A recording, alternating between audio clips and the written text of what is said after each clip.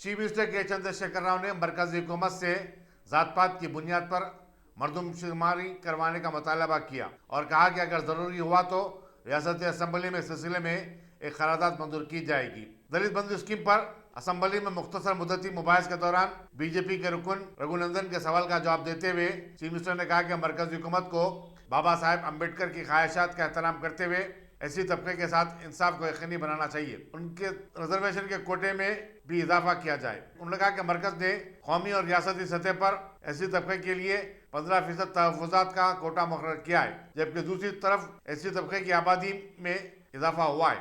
चंद्रशेखर ने बताया कि रियासत में कराए गए घर घर सर्वे के मुताबिक तेलंगाना में 1,03,00,000 खानदानों का ताल्लुक SC और ST तबके से, इनमें 18,21,000 दलित हैं। मंचिल जिले में सबसे ज्यादा 25.64% SC ST की आबादी है। Very important, sir. The subject which is raising is very important in the interest of the whole community, whole रियासत and country. हर देश में, हमारे बगल में जो म्यांमार है, वहां पे भी दिया जाता है कि नेशनल आइडेंटिटी कार्ड। आप कौन है? तो मैं ये हूं। ये हमारे पास नहीं है। बड़ी मुश्किल से एक आधार कार्ड आया, उसको भी बात कोर्ट नहीं मानते हैं, बात बार इनकार होता है। बड़ा अजीब सा लगता है।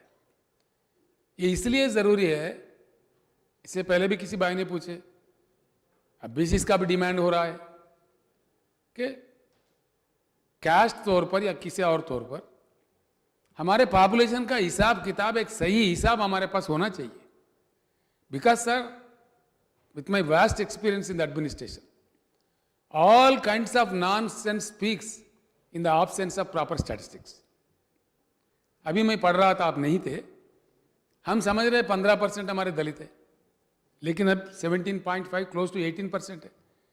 कई अजलाओं में 25% भी है। तो इन चीज़ें जब साफ समझ में नहीं आए सरकार को, तो उनके साथ इंसाफ नहीं हो सकता। 100% we will pass a resolution in the House demanding the government of India for taking up the caste census. Thank you, sir.